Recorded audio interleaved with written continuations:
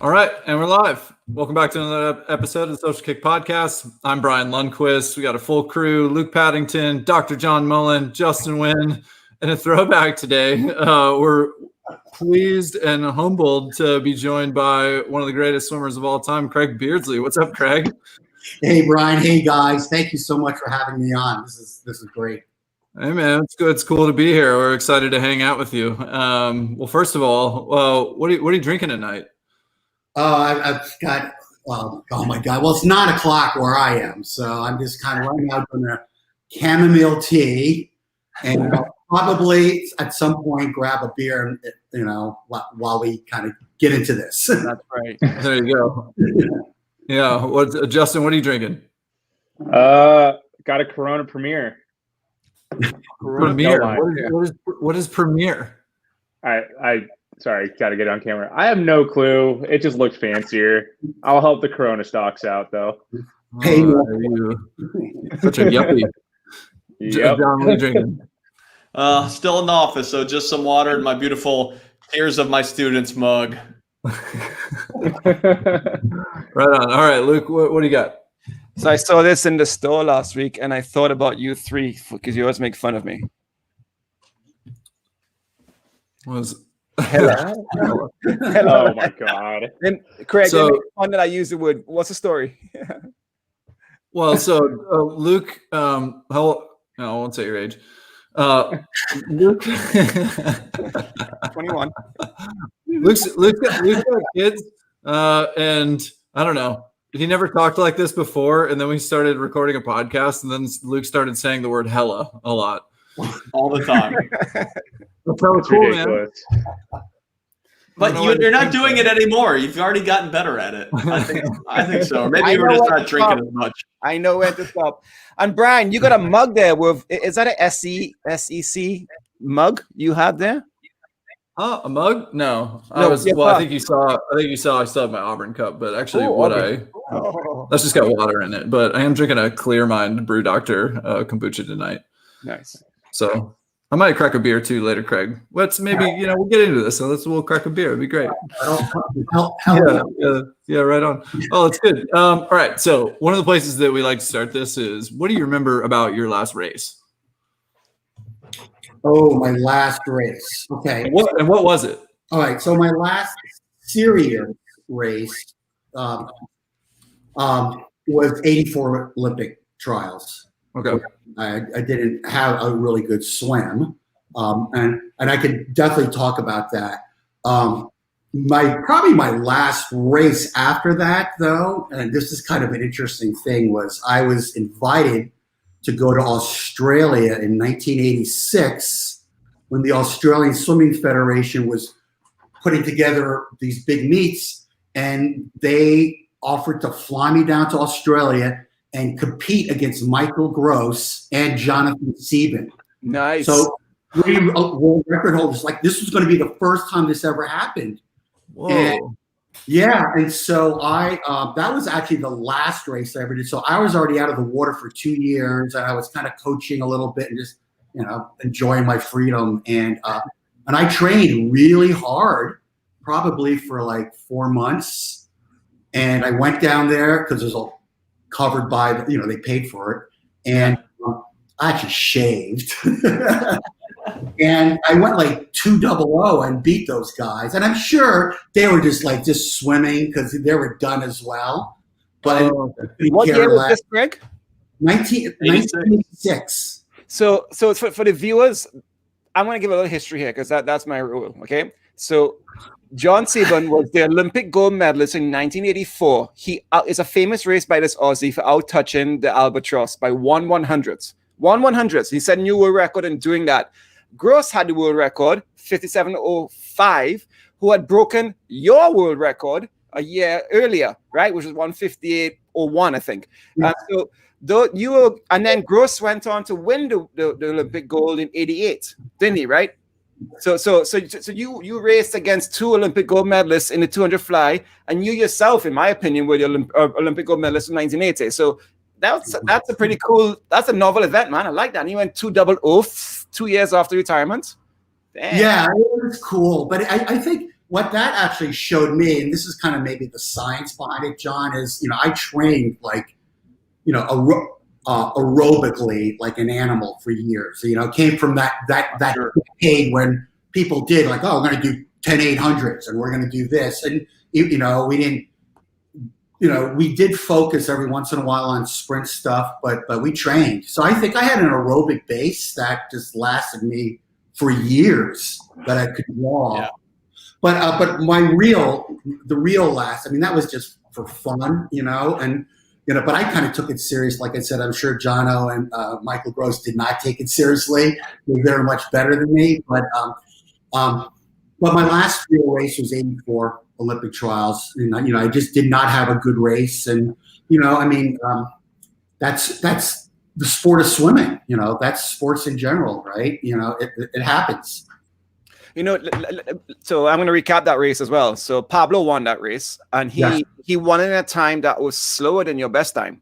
He went, I think it's 1:58.07. So a little bit slower than your best time. You swam a second and a half slower than your best time. But in previous Olympic trials, you would have made the team if you had come third.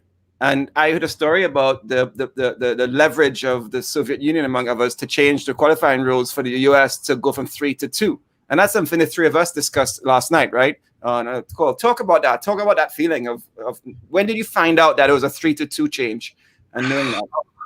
Yeah, I don't exactly remember the exact time when I found out about it, but when it was announced, I mean, we knew that all the, and I don't know how accurate this is, right? This is my recollection, but we knew that because we boycotted, the 80 games, all the countries that boycotted didn't have a vote and a seat at the table for the next time around. So, the country it was probably going to hurt the most from going to 3 to 2 was the United States. Right. We had a lot of success in sweeping events, and I think, people got a little upset with that, right? And they wanted to change it. And so when it happened, it just, it's a rule change, and you just got to live with it and deal with it. So, I mean, I knew full well going into 84, it was only 2. So, I was preparing for that. That didn't kind of change my mindset at all. But it just, it was just a different set of rules. So, yeah, I think, well, that can really change your mindset, right? But I mean, did you expect going in, you say you didn't have the swim that you were looking for. What do you, tell me about that. The training coming into 84, the lead up to it, you were still Pan Am champ in 83. So, some could say still on top of the world. Did you feel like you were on top of the world and just had an off swim, or did you feel like you were kind of cresting the end of the career and milking it? Yeah, that's a good question. And, I'm never going to make an excuse for my performance. And honestly, Pablo and Patrick had great swims and they deserved it, and they earned their place on the team. I think for me, part of me was, I think, besides not having a good swim, but I was getting a little burned out on the sport. If I had gone, to 80 and I'd already graduated college, that would have been it, right? Back in the day, as an amateur, you would have just moved on to the next stage of your life. And at that point, all my friends, outside of swimming already had jobs and careers and work, and I'm just sitting around going, what am I trying to do? And I decided when I was going to stick around for 84. It was really not even so much for me, but it was for my parents, for Randy Reese, my coach, for my team, my town. I mean, I felt like I owed it to them as much, or if not more than I owed it to myself, because they're the ones that stuck with me through all of this, right? And I don't know if I was fully committed, but I tell you, I learned something in hindsight that I didn't know at that time, and it was a mistake that I made, and no one ever said anything to me, and I want to share that. Is when I decided to stick around for 84, I said, I am not going to go back to school and get my master's, and I'm not going to work. All I'm going to do is focus on swimming. And I have to tell you, that was the biggest mistake I ever made in my life, because all I had at that time was swimming. And if I had a bad practice, it got in my head, and then I go to the next practice and it would stick there, and I had nothing else to remove myself from swimming. If I had school, I would have to study and focus on tests and everything else. If I had work, I'd have to focus on that part of my life. All I had was swimming, and I thought at the time I was doing the right thing by doing that. But in hindsight, I think it was the worst thing that I could have done. And but no one ever suggested anything else to me, and so I just thought that was fine. And I know a lot of other people that took time off when I didn't. I just said I was going to keep going and power through and try to get better. And I think, again, at the time I didn't know any different or know better. And but today, when I talk to kids and swimmers today, I always suggest have something else besides swimming. Swimming, it's not good. Yeah, and this is something that we've talked about a few times, and obviously the psychological elements of, your last race or putting all your eggs in one basket really can be different for many people, knowing it's your last race and knowing, okay, this is my shot. That helps drive people. Well, maybe like you're alluding to, having only that's just so much focus. It can put so much internal stress on you. Then on top of it, you're saying, maybe the internal motivation was already down a little, and it was, more the peer or the coach motivation and all that. So it's interesting to hear that someone at the top of their game and the top of the sport still is having all these, strings pulled in different ways at different levels.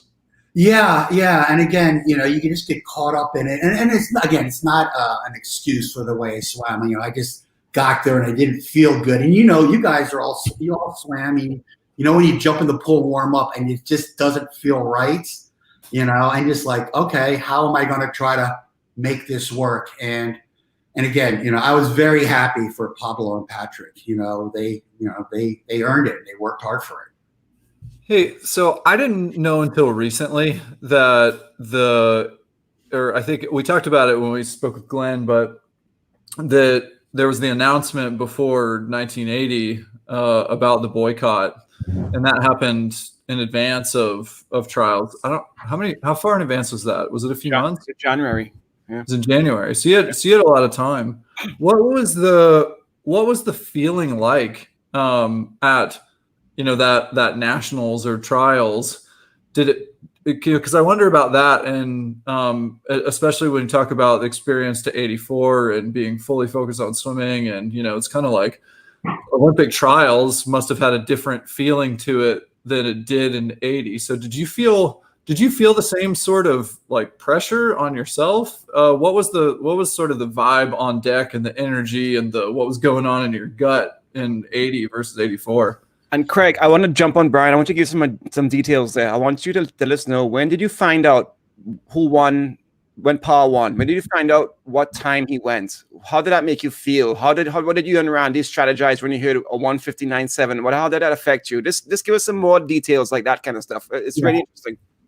So I can start back, when going up through the whole year, there were rumors of the boycott, right? And of course, unlike today, where we're all sitting online, we just heard news coming through the mail, TV, newspaper.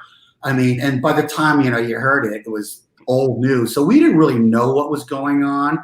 And I remember in the beginning, everyone said, oh, no, this will never happen. This is the political posturing. And why would they ever want to do something like this and, jeopardize all these people's, what they've been focusing on their whole lives. And I remember when I did hear about it, my coach, Randy, I was in college at the University of Florida at the time, and Randy sat us down. He said this was definitely happening and we weren't going. And, we were kind of all stunned, it was just kind of like we couldn't believe it. But I'll never forget Randy's words. He wanted to keep us focused. He said, listen, you guys, we've trained really hard all year. And we still have a college season. We still had conference meet, NCAAs, and we were training really hard. And he said, just don't, let's focus on the college season. And then afterwards, if you guys are able to, we can discuss one-on-one and with everybody, with us, what you want to do, right? What's your path? Because, not everybody wanted to stick around. And, and Randy left our team meeting. We had a team meeting afterwards, just all the swimmers, and we all decided this is definitely what we wanted to do, was stick around, support each other through the college season, right? We did work. I mean, it's, for me, like, Randy kind of steered the ship sort of thing, but I can't tell you how much I relied on my teammates for my success. And I think most of you will say, like who? Like what names were there? Oh, well, like I was so lucky to swim with so many great swimmers back in that time, and which is one reason I went there, right? Because I felt like I'd rather go to a place where there are better swimmers than me, because that's how I'd get better, right? And so you had David Larson, John Hillenkamp, Keith Dixon, Dave Zubero. I mean, there were so many great American swimmers. And then in the summertime, Brian, I don't know if you know this, but way back in the day, Eddie, when Eddie used to coach Auburn, there's a good story there. Can I share this story? Yeah, of course. Share it. So, Eddie's a Florida Gator, right? Swam at Florida. He was team captain. He was assistant head coach. And Randy was coaching Episcopal, right, when they were the mythical national champions year after year, right? He had great swimmers. And Eddie got a job at Auburn. So Randy had all these graduating seniors. So he said, swim for my brother at Auburn, right? And then like a year and a half later, Randy got the job at Florida, and all of his swimmers were at swim for Eddie. And I don't think Eddie really ever wanted to coach summer or anything like that. So every summer, the majority of the Auburn swimmers would come down and swim with us. So in the summer of '79, right, like Pan Am summer, I trained with Rowdy Gaines, Dave McCagg, Scott Spann Sr., Billy Forrester, Steve Wood, Steve Smith. I mean, we had an unbelievable crew, and that was what that kind of got my sights thinking about, like, hey, I could possibly do it.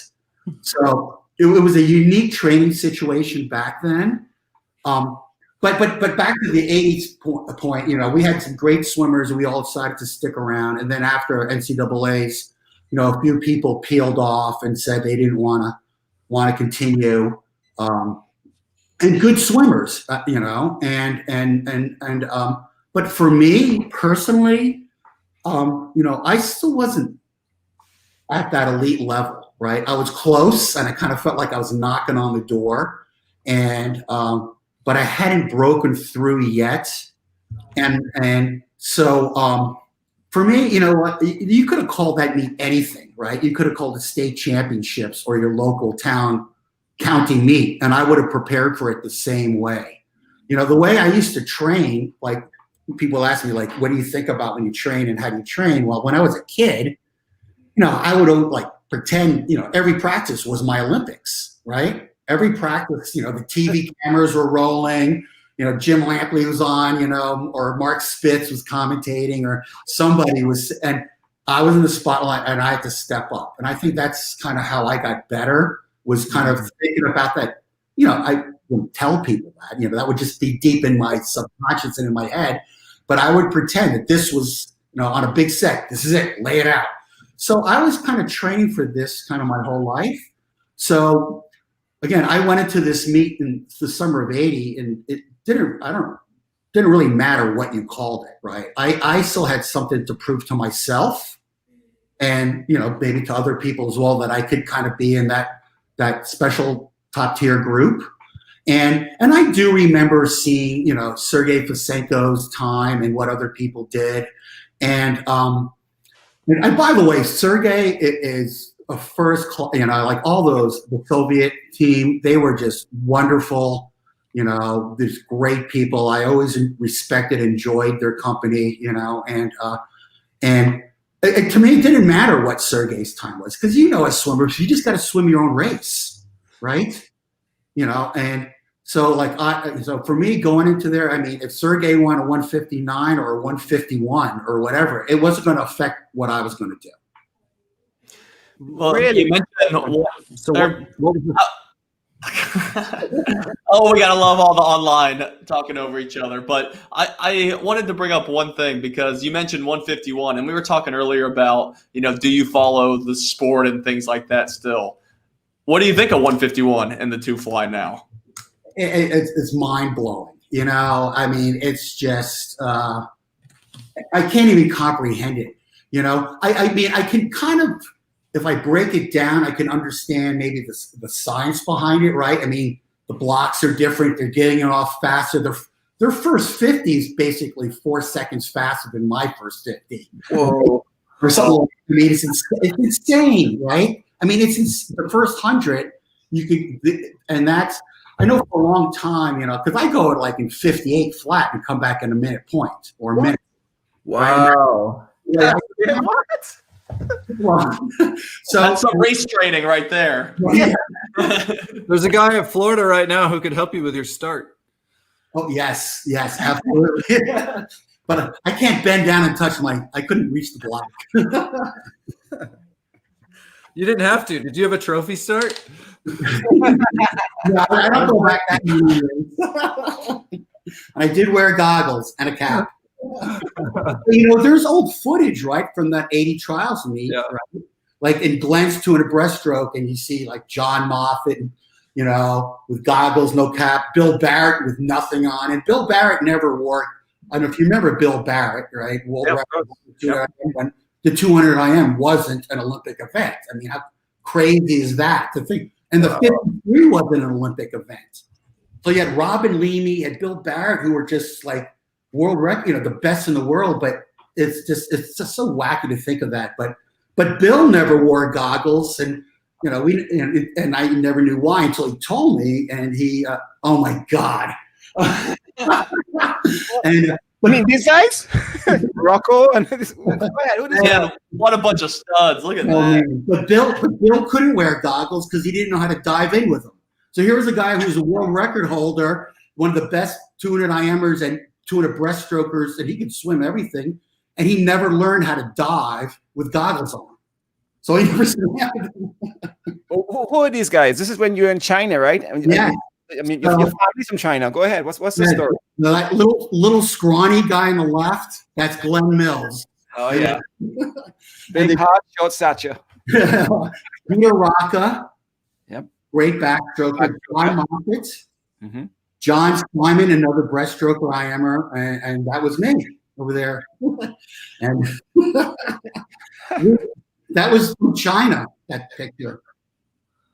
Wow.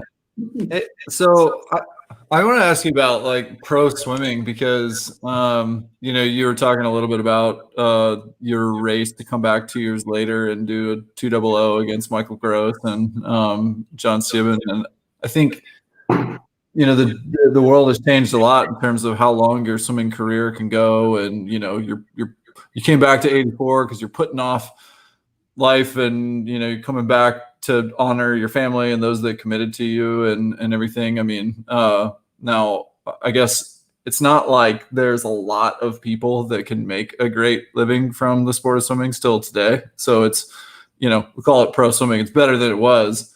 But I don't know. What are your thoughts on seeing some people? I mean, shoot, in 2008, we had Dara Torres coming back at 40. We had, 4 years ago, Irvin winning Olympic gold at 35.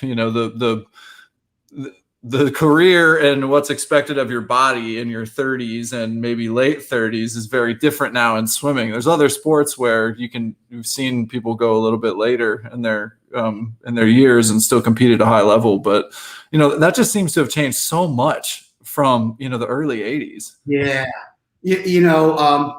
I'm glad you brought this up because it's something that, as swimmers and old timers, we've talked about a lot. Like, honestly, I think swimmers today have a much harder time of being able to move on from the sport. All right. And when we swam in my era, we were amateurs. Right. So pretty much, when you were done with college, and again, the 80 boycott changed a lot of things, right? In that perception. But when you're done with college, you're done. And you knew that you had to go find a job and get work and move on and put swimming behind you and do something else. And I think today, it's great that we have all these, there's all these opportunities for swimmers, right? They can make money on the national team. They can get sponsorship. They can do clinics and promote themselves. And like you said, only a handful of people actually can make a real living on it. But everybody else kind of skirts by and they make some money and they make a decent living. But at some point, you're no longer relevant in the sport, right? And now you're 30 years old or whatever, trying to find out who you are and where do you fit in the world. And I think that's really hard. I don't think there's the bodies that oversee swimming in general have done a really good job of mentoring these kids to take the next step beyond the sport of swimming. They've given their lives to it. Like I said, when we retired, we knew we had no choice to stick around. We had to find work. And you're still young when you could do that, right? I mean, listen, when I swam at 84, I was 23. People thought I was like this. I was so old. Like, what's a 23-year-old swimming, right? He should be gone, right? It was crazy. And now they're finding out, right? 23, you're just starting to get into your prime. And I think the kids today have it much harder. I have not seen that movie, Weight of Gold or Weight. Yeah. Oh, yeah. And I heard it's really good, but I don't totally understand it, right? I understand that, I mean, you've given your soul and your whole life to a sport, and now it's over with, and there's a vacuum. It's even if you've made, you've had financial gain, and you don't even have to worry about it. But But the biggest issue is, what is your identity? Who are you? Like when I retired, man, probably like I don't know about you guys, but I wanted to be anything else but a swimmer. Man, I was ready. I was like, put it behind me. I need to reinvent myself. I want to do all the things I never did because I couldn't because of swimming. But ultimately, swimming is such a great community that it kind of draws you back in, and the people draw you back in.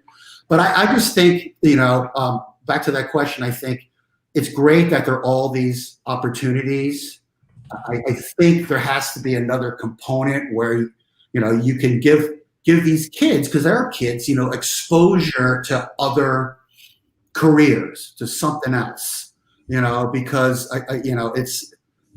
they got to this level because they're special, right? They're just not regular young men and women. They're special people. So they will have something to offer society in some other field if given the opportunity and the chance. I just think people are forgetting about it.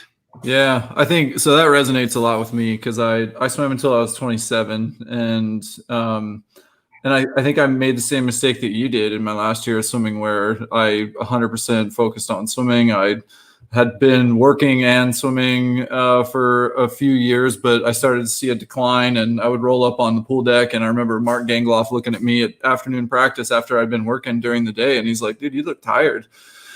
And that impacted me. And so I decided to go full send on, all right, I'm here, I'm doing this. I'm 5 years past, finishing college at that point. So, I think to that extent, if I'd been 23, I think it's a little bit different. 4 years later, 5 years later, for real, like I'm putting off other things, and my peer group, even to this day, there's people that I graduated college with or knew in high school who did other things in their careers, and I had to find another path to kind of fast track in my professional life afterwards. So they're like real sacrifices that came from that. And I think I think that's a mistake to pigeonhole yourself and to focus just on one area. The only saving thing for me was that I had planned to go to grad school. So I was engaged in that sort of thing, prepping for it, studying, for the GMAT and stuff, my final year of swimming.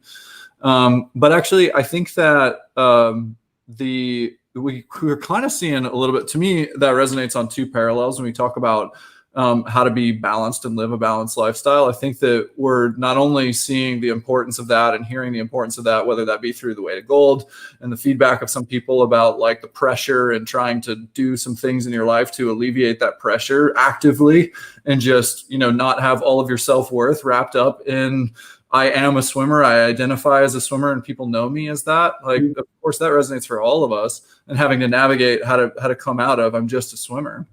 But also, I think that athletically, we're finding too nowadays that, athletes, we talked last night about Dressel and his athleticism and how, we're seeing a trend more towards people that are good athletes out of the water who are doing athletic movements and able to handle their body, biomechanically. And then also they're applying it to swimming. So it's almost as though mentally and physically we're seeing, this change and evolution of a balanced athlete that's leading to, a 150 point 200 fly. Yeah, I mean, I totally agree with that. I mean, the swimmers today are much better athletes than we were. I mean, it's like, a baseball player today compared to a baseball player in the 40s or something like that, or even the 60s, right? It's just, they're just, we were good, I think, at specifically swimming, right? And, I was horrible, like anything to do with the ball, hand-eye coordination, terrible. I played golf the other day, and anyone who's seen me play golf, they will say, Craig, you're like the worst golfer I've ever seen. So, but I'm good at other things, right? And but I totally agree with that. And also, I would say, I think, we didn't have the pressure of having sponsors and money, right? Knowing that, hey, I got to perform to appease my sponsors, right? And to get my paycheck. And I think that's a whole different animal, right? I want to bring that up, Craig, because Brian, among us, you had a sponsor at one point. So you had the pressure. And if you didn't perform, if you didn't do a best time, you would not possibly couldn't pay your rent now. So professional swimming has been a good thing, but it's that even more pressure for us. And we should talk about that and talk about a reality. Can you imagine not being able to pay your rent or you have pressure from your sponsor? A lot of the sponsors are performance-based. So if you got $500 for winning a gold at a World Cup meet, your sponsor would match that with another $500. That's how you got paid, right? They match your earnings. So you were trying to win gold and you're killing yourself, even though you're not feeling well or you weren't warming up well, because you knew that was how you're going to get money from your sponsors. So pro swimming's been great, but at the same time, the trade-off. Yeah, something we haven't even talked about, or I haven't even thought about, kind of the drawbacks of professional swimming and all that. And I think it's even, exponentially worse with how early kids are specializing. So like you said, their identity is so much in one category from such an early age. They're a swimmer from age, 6 on, that's all they do. And then, like you said, it's hard for them to let go. And as I think we all know, once you're done with the sport, whether you're saying, I'm done with the pool for the rest of my life or what, it's not all about that. It's about your social network, how you can meet and create new friends with people. And if you don't have that sport as your identity, it can create a lot of social issues. And I know we've had a lot of talks about mental health with people like Tom Shields on here and some of the other Olympians. And I think they would admit they're dealing with this right now and need more support. Yeah, and especially also because, someone like Tom Shields or someone else, just as you're much more visible in today's world. Like, in the 80s, I could disappear.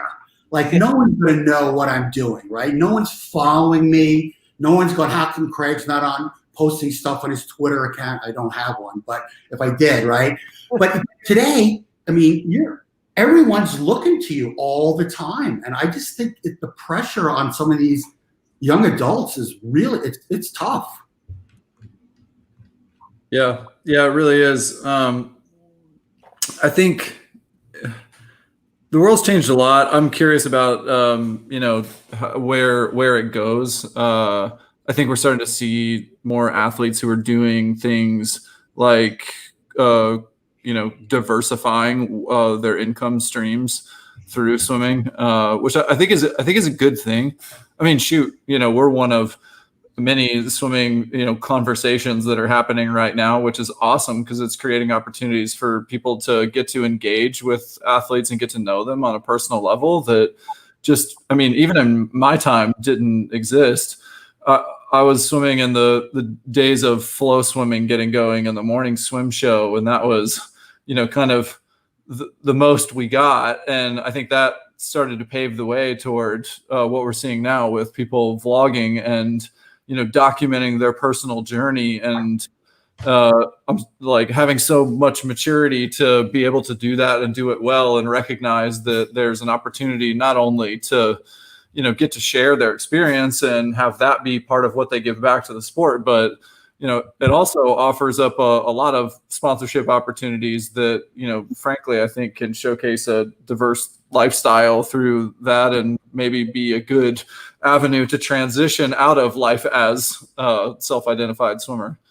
Yeah, they need you need a support structure around, a better base around your people who stick around to swim longer, and because swimming is kind of like one of those sports, just say like professional lacrosse. It's a great sport, but they're not, but it's not like being in the, it's not playing professional basketball or football, right? And there are a lot of these professional sports that are professional, but they're kind of like just bunched together, like right below the top tier sports. So, you're never going to retire after a couple of years and, and have a ton of, money in the bank or anything else, but you're still working and trying and giving it as much as anybody else, right?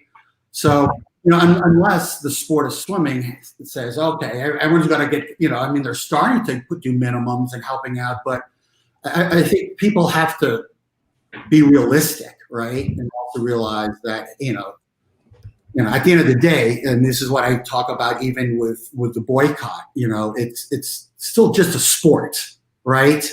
And that was the way I processed what happened. We can talk about that more also if you want, but that's how I process the boycott. Is just, it's not like me going to war or being a firefighter or a police officer risking my life, on a daily basis. I'm just swimming, right? And I had to be able to put it into perspective early on, right? And make peace with it, right? And it's just, it was everything to me and a lot of other people, but at the end of the day, it's still just swimming, right? And later on when you get married and you have kids, that becomes real, right? And things change then. But I think, again, if you want to have success, like anything, right, you have to be in it 100%, right? Like I always say this, you can't and you guys, John, you probably talk about this a lot too. You can't only, actually all of you have experienced this. You can't only 99% be in, right? Yeah. If you want to succeed, 99% is not good enough. You have to totally be in 100%. Like I would joke if Randy's, I bought into Randy's program at Florida and the team's philosophy right away.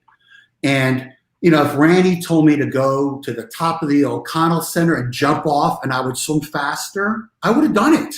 I'm not suggesting that, but that was my belief, right? When you're in, you have to be all the way in, right, to have that success, right? And Randy could potentially ask that. Let's be honest, right? Hey, Craig, you talked about your your knowledge of your friendship with Sergei Fesnikov and your belief in your coach and what a strong, brilliant coach you had, and you do anything for him. We had the passing of Gennadi Touretski last week. At age 70, quite young, 71. Do you have any memories or interaction with Gennadi on deck in the 80s? Were there any swimmers you raced against him? What thoughts and memories of Touretski? For a legendary coach who was 100%, who gave it all. Oh, well, the whole Soviet team. They came. They toured the country. They came and trained with us in Gainesville, in Florida, for a couple of weeks. Yes, pre-Olympics, and they had.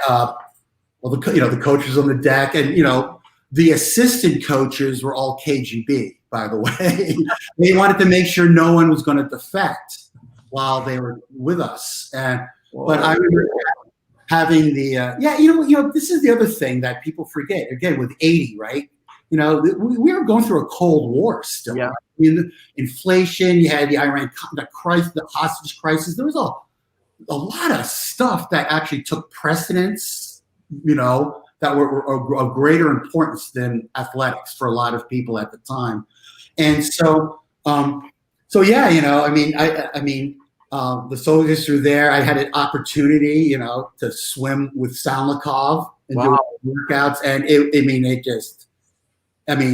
the man was a machine. It was mind blowing, right? And but the one thing that I got from the sport of swimming and from like having many occasions to swim and train with the Soviets amongst many other swimmers from other countries was you realize that, we're all the same, right? We all have the same needs and desires. We just have different constraints put upon us by politics and by our own sort of social kind of, structure. But at the end of the day, they were all just like us, and that to me is what makes swimming great. And that was why a boycott was a lost opportunity, because I think, these events, bring the world closer together and you share those common experiences. Craig, did you guys have doubts or concerns about doping? I mean, we had just come from 76 and the Iron Curtain. East Germans were hardcore and doing it behind the block. I mean, the Russians now have had major scandal in current swimming. Did you have any concerns back then about doping?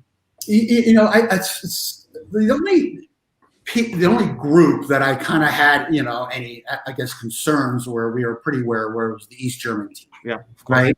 And when that became apparent was in Guayaquil, 1982 World Championships. Yeah.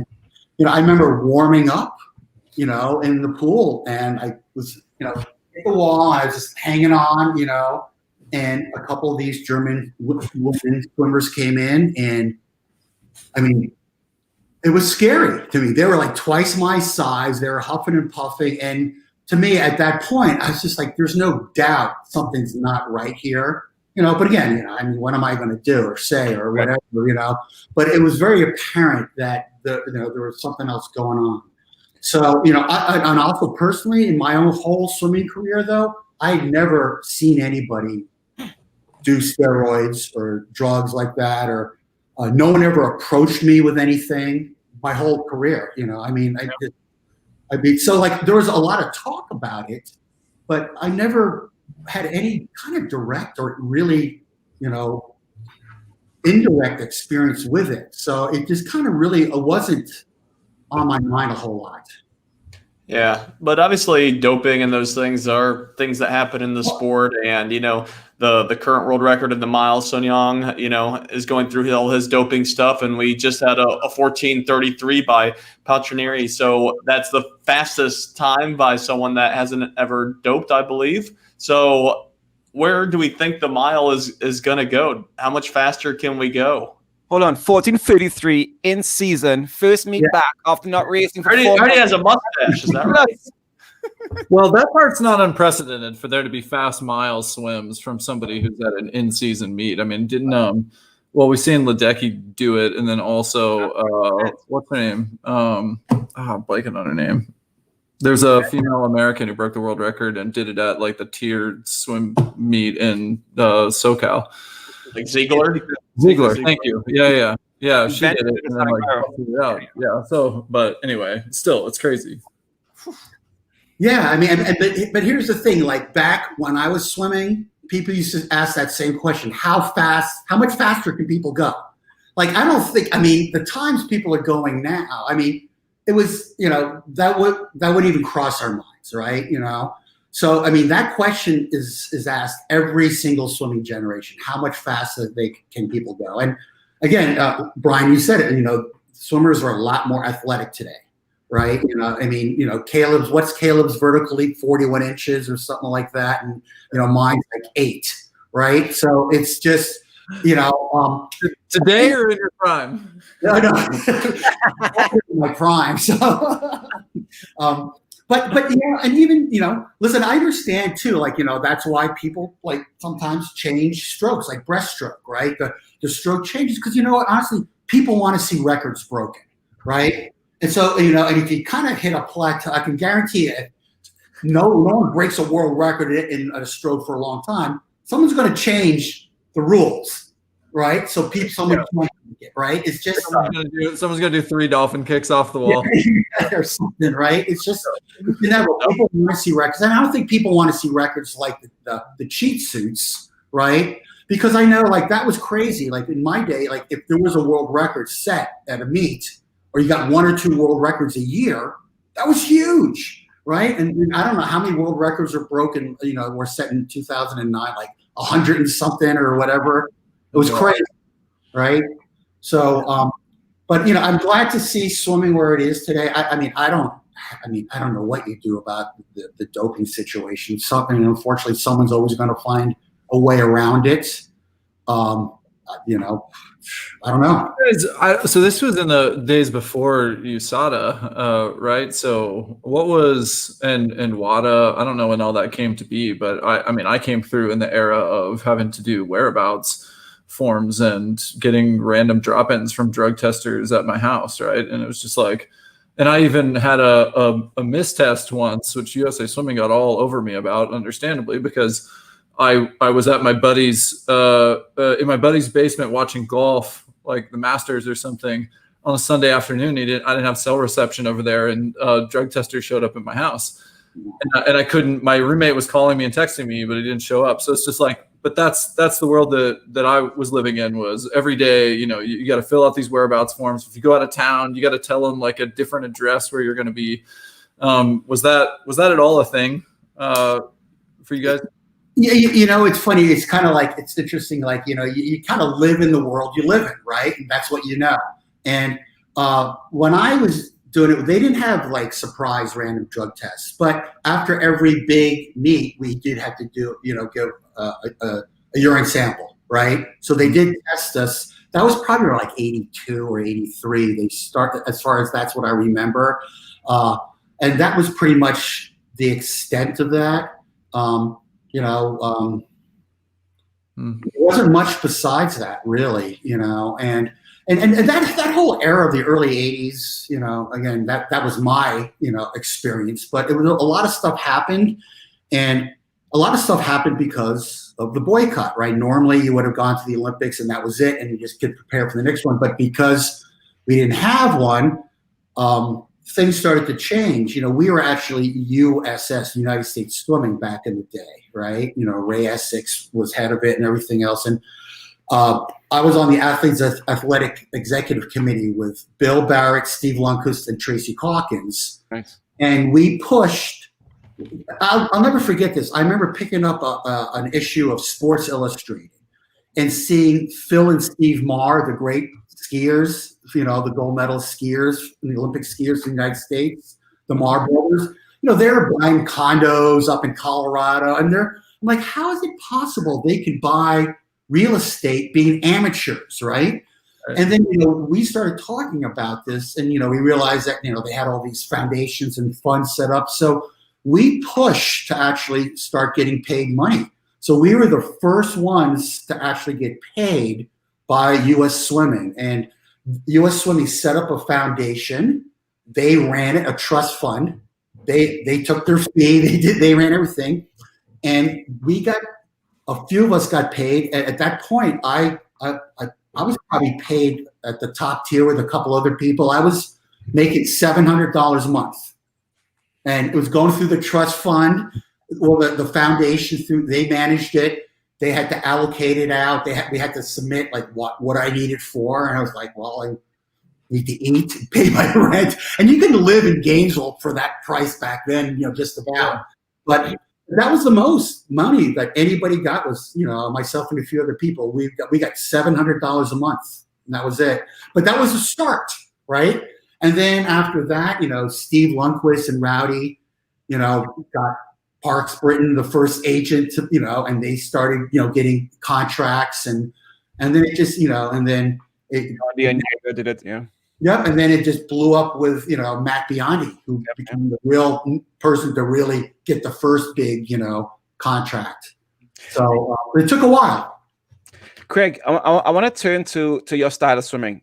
I got to see your first NCAA championship in 200 fly when you beat Parr, and it was a great race, and you swam beautifully. And you're quoted as swimming like really effortlessly through the water. You weren't a big, strong guy. You just knew how to hold the water and move through the water.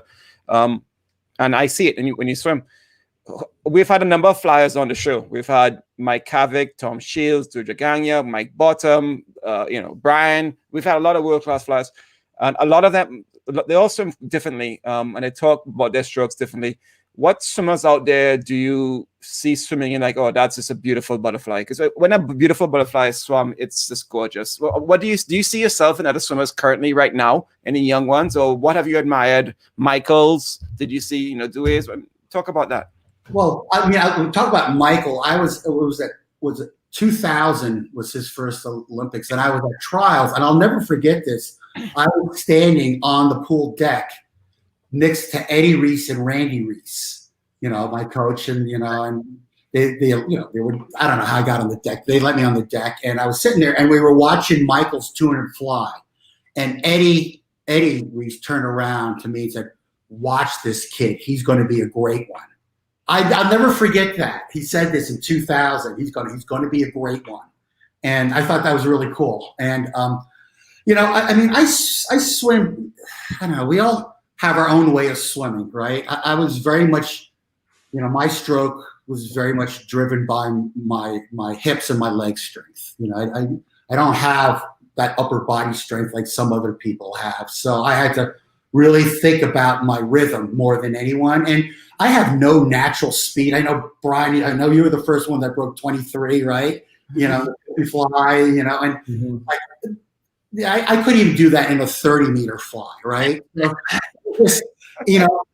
The way I swam fly was like, even my 100 fly, the first couple, like off my dive, the first couple strokes is all about getting into my rhythm and then building off of that. Like some people just have that explosive speed like you and could just go right away, but I could never do that. So if I think of, I don't really know all the names. I mean, I watch like that Christoph, who obviously has the world record, is,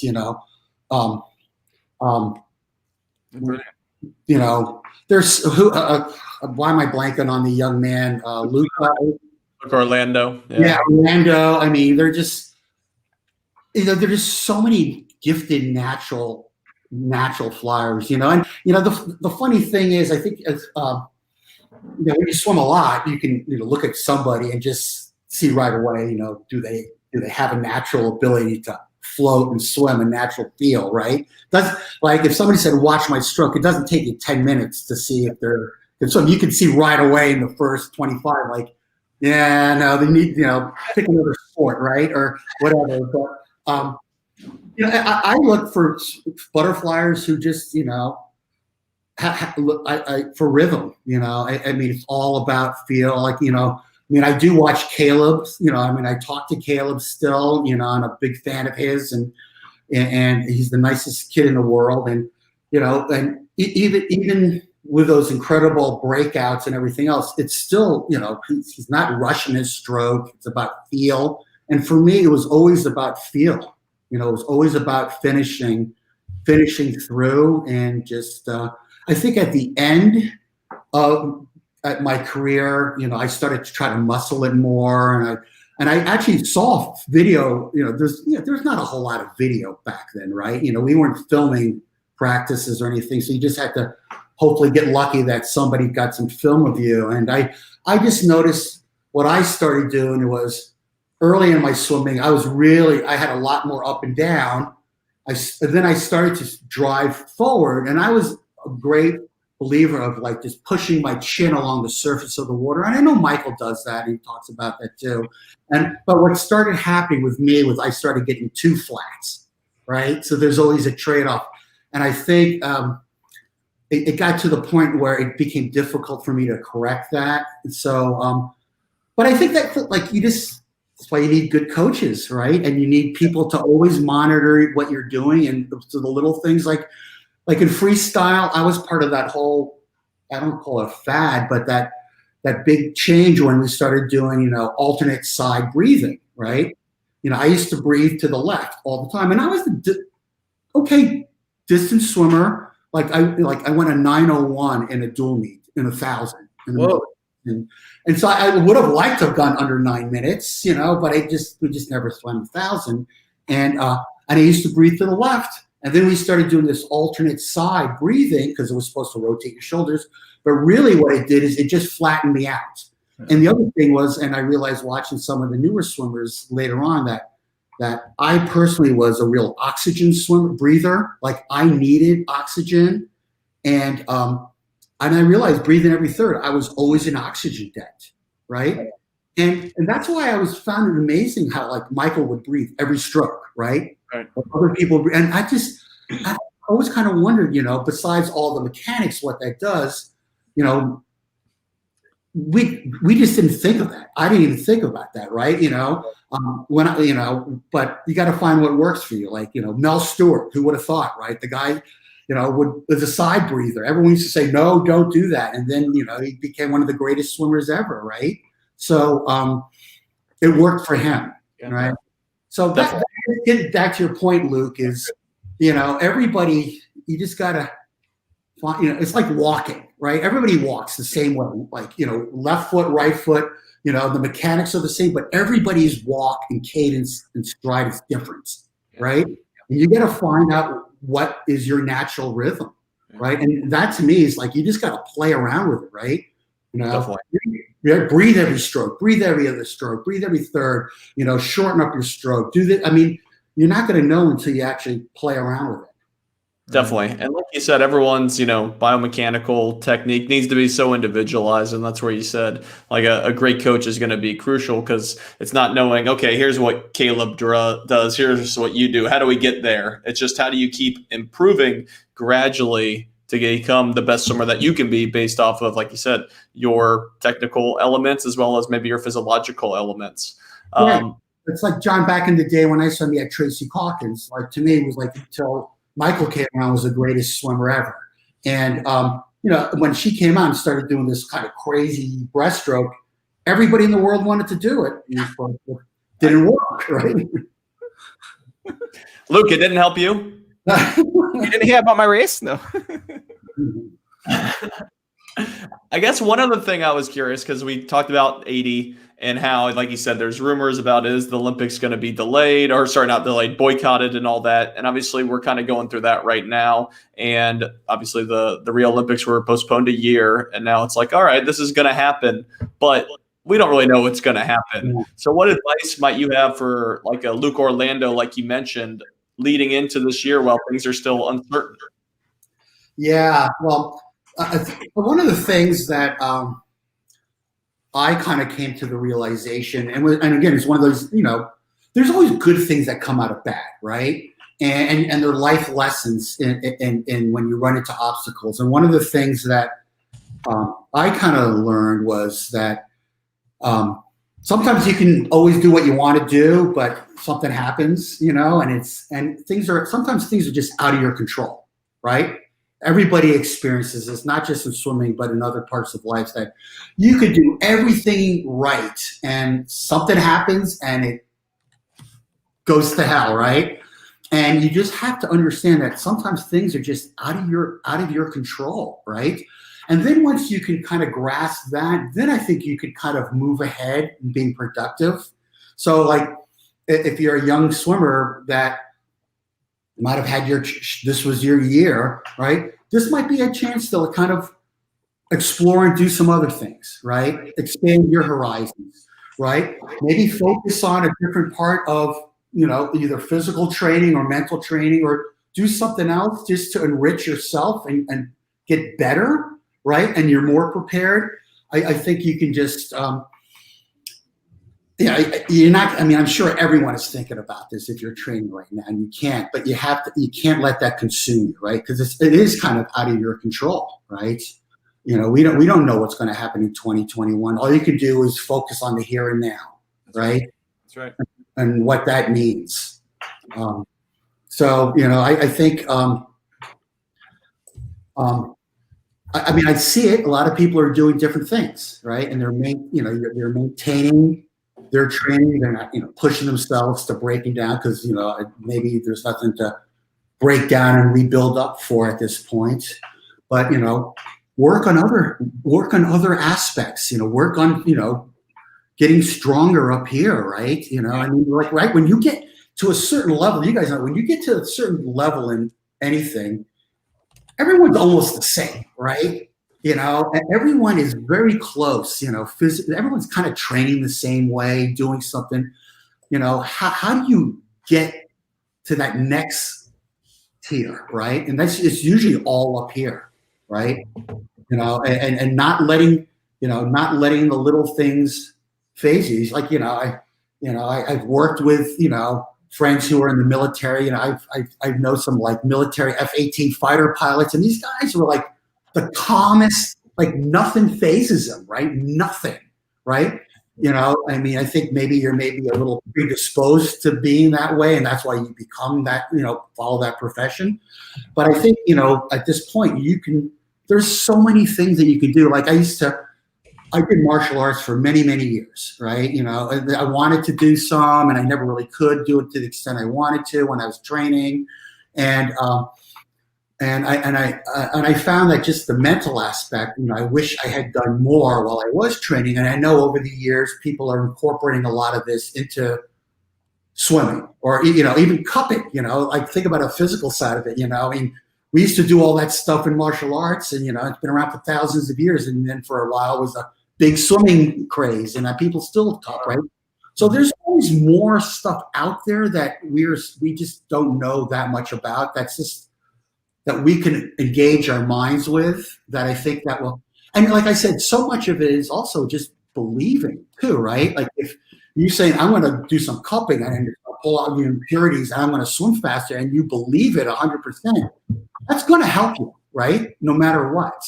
So I think, there are a lot of ways to just kind of strengthen your mind, your body, and your spirit during this time. But, I totally empathize with all these kids. But on the other hand, you got some of these kids like that young woman, what's her name, Claire, who just won a 49, whatever, in the 100 fly, or,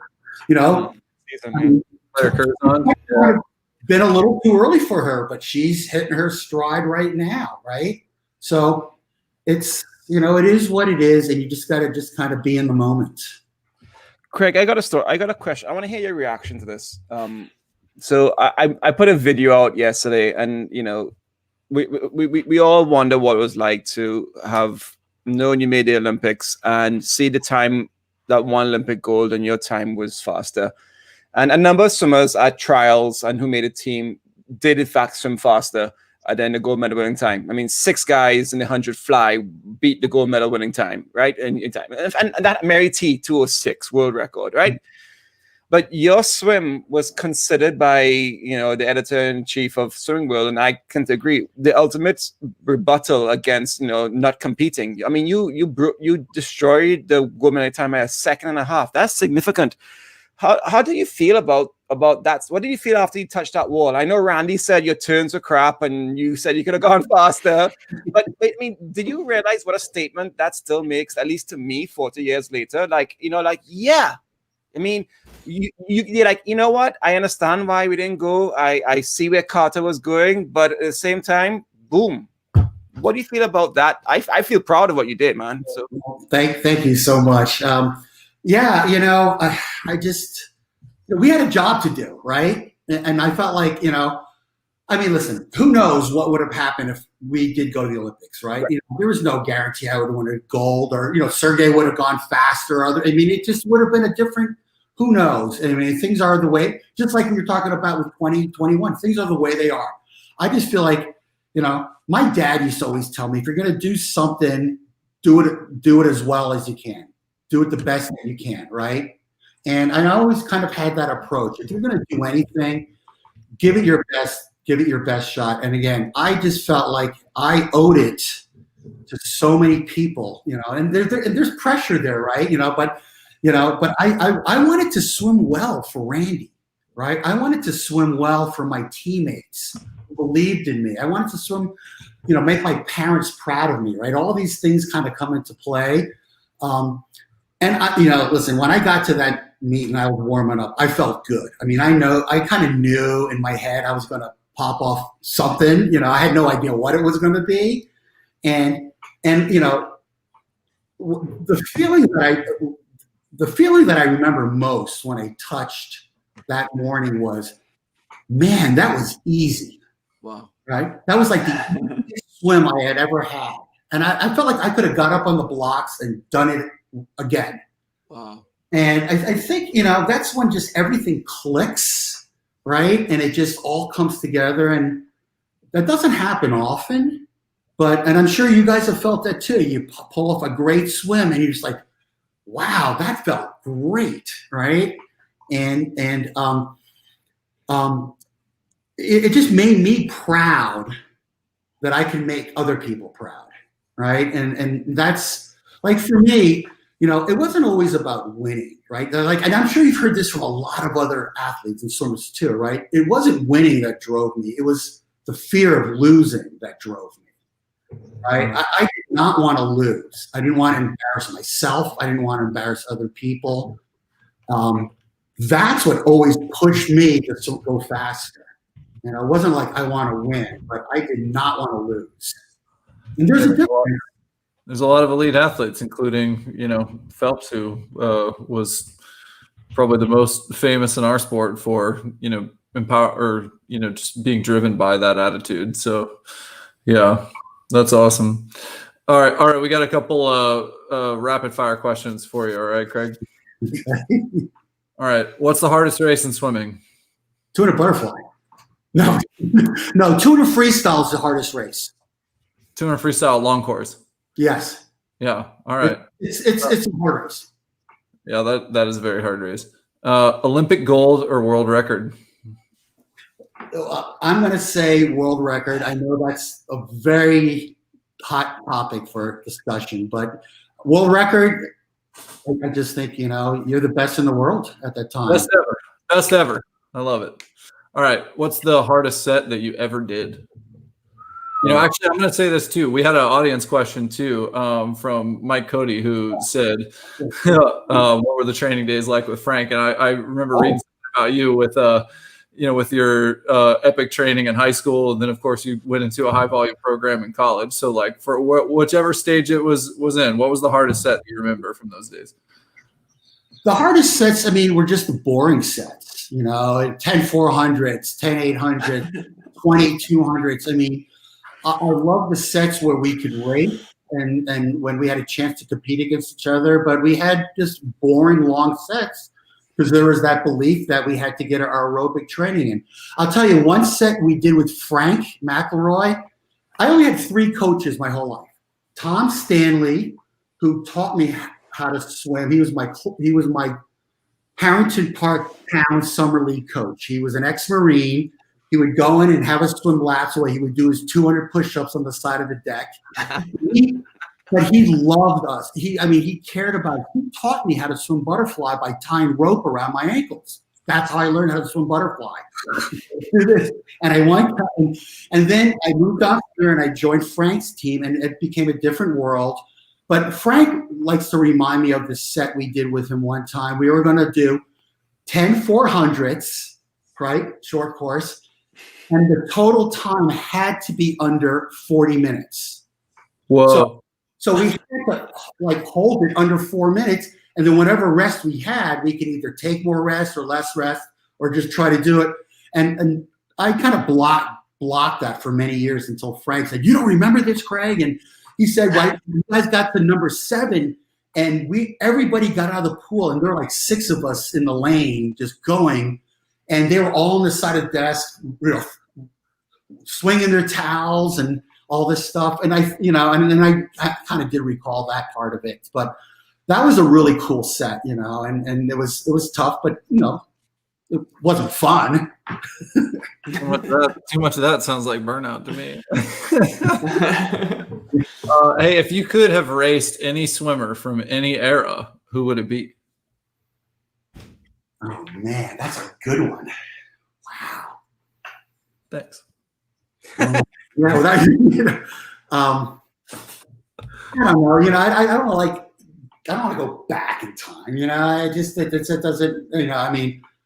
I think the obvious one would be Michael, just to see where you stack up against somebody like that. I think it's just he's the standard, right? And we all kind of hold ourselves to who he is. So I think it would have been fun. And I think the fun part is not the swing part, was just the whole mental part, right? He's so strong mentally, and we all know those memes and those things of his, and I was kind of like that in my swimming, and I didn't I was not a talker. I didn't talk to anybody.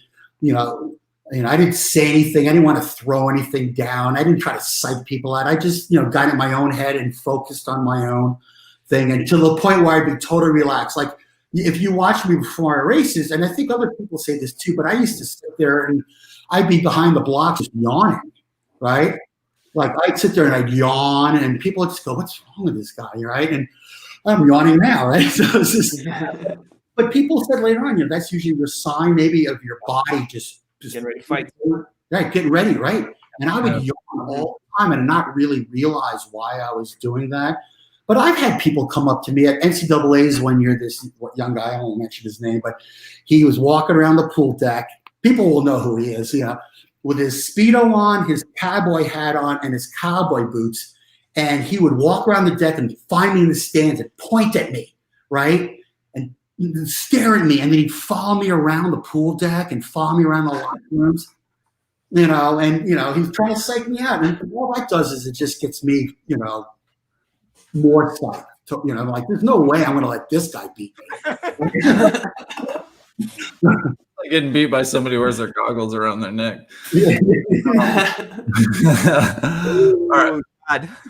Hey, were there elite U.S. swimmers in 1980 who supported the boycott, or was the vibe pretty much that people were against it? What was that like? I think the general vibe was actually like just a deflated sense of like nothingness. Like, people were against it, but we didn't really know how to respond to it. And there was a subtle, there's a subtle inclination, like prodding, like saying, listen, if you wanted to go to the games, you were unpatriotic. I don't know if maybe Glenn touched upon this at all, Glenn Merrill, but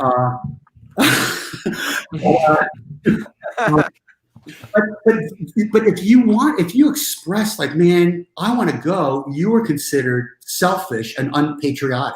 And of course, that's the last thing any of us wanted to be, right? And in all truthfulness, when they first announced this, I was 19 years old. I was a kid. So I was thinking, if our government says we should do this and this is the right thing, then maybe it's the right thing, right? It's a small sacrifice. And, maybe that's just the way I was trying to process it.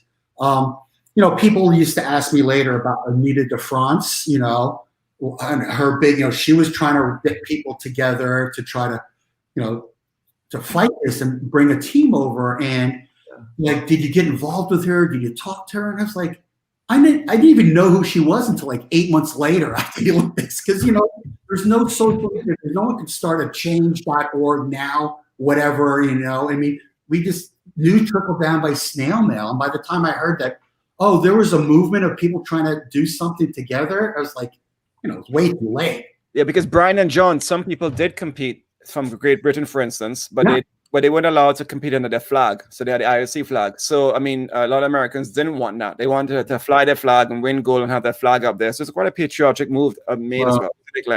Craig, sorry.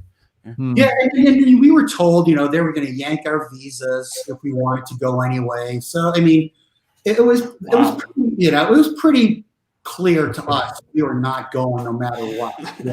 And just kind of deal with it, right? Yeah. What's been the most significant innovation you've seen in swimming since you competed? Oh, man. You know what? I would say it's just 3 dolphin kicks on breaststroke.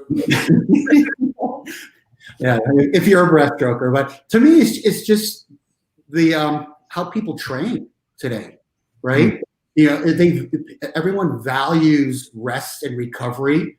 Back in my day, if you were hurting, you're like, oh man, I'm on my 800 out of 10, and you're like, you get yelled at, like, you got to work harder.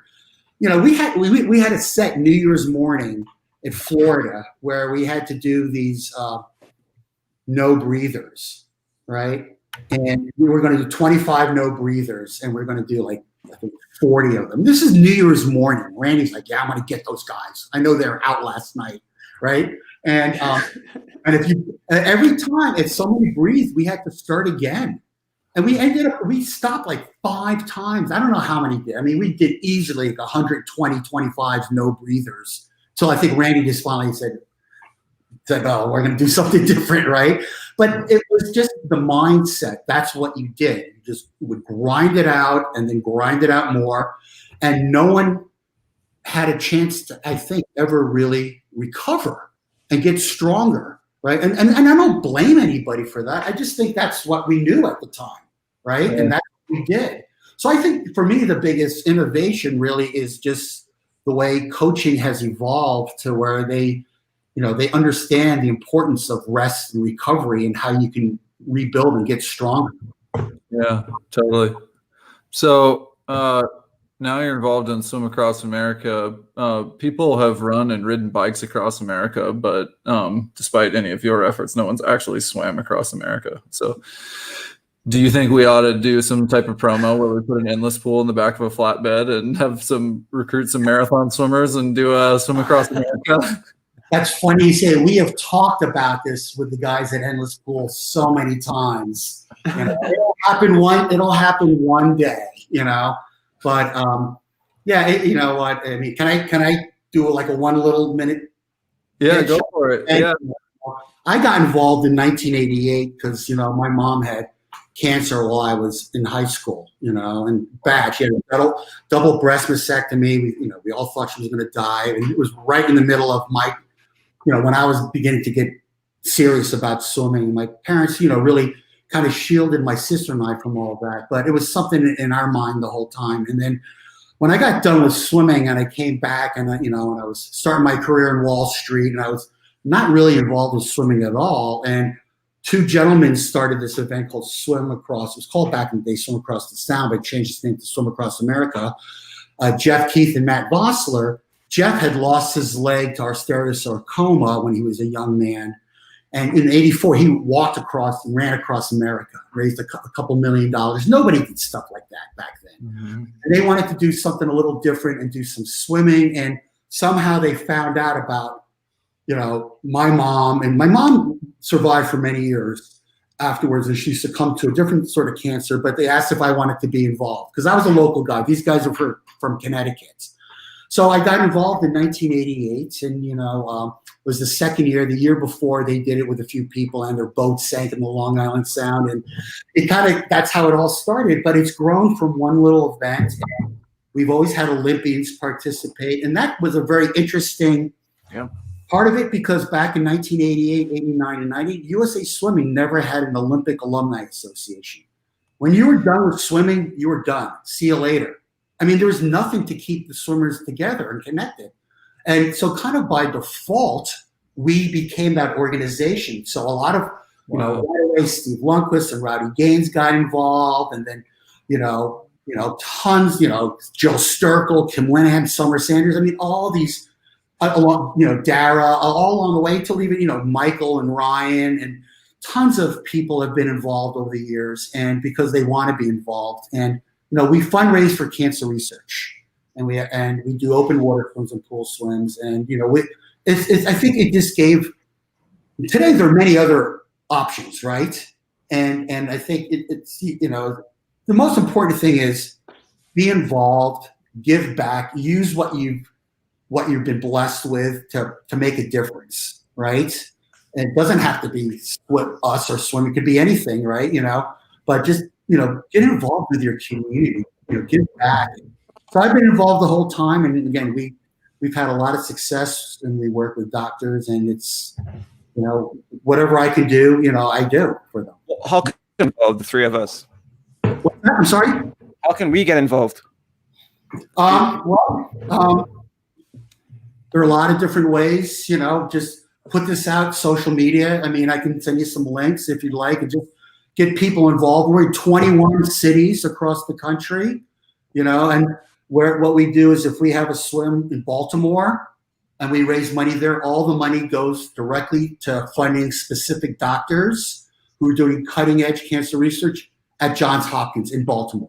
Right. If we have a swim in Chicago, all the money that's raised there is going to funding specific doctors at Rush. So wherever we do the swim, the money stays local.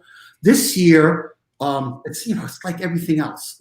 We're virtual. We can't do open water swims because what makes our events so special is, we have anywhere from like 250 to 2,000 people in an event together sharing in this, and we're not all swimmers. Many of them are cancer survivors, people who just want to make a difference.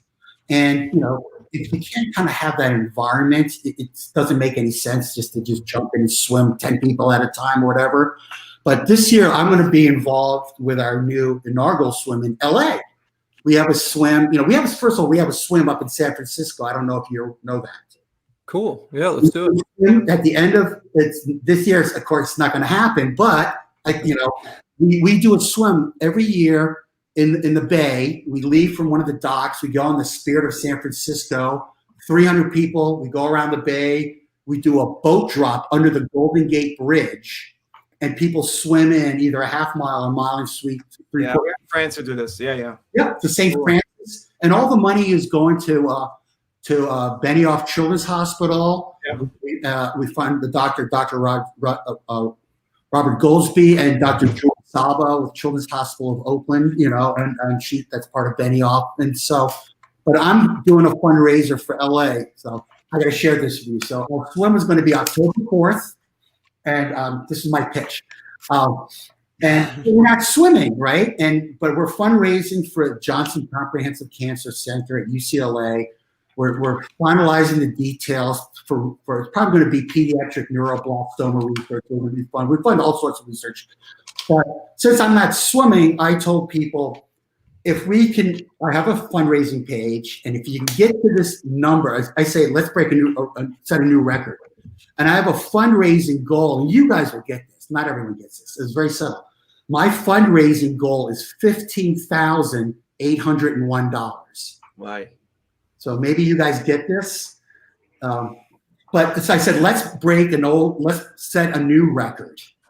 And so I want to get to that goal. So I'll tell you what that goal. That was the second time I broke the world record. I won a 158. Oh, yeah, one. Yeah.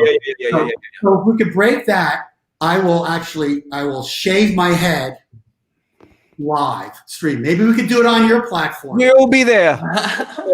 And then I'm making my Facebook profile for the rest of the year. I don't do anything on Facebook.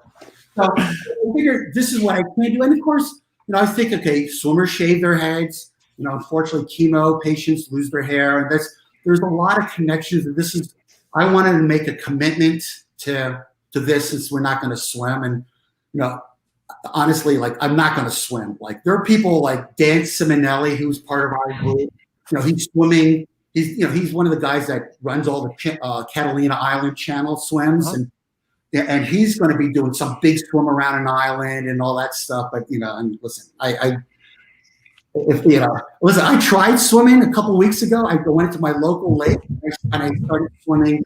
I swam 7 out of 9 days, and I just go along the rope and I get in a couple thousand. I felt great, and then I got a wicked ear infection.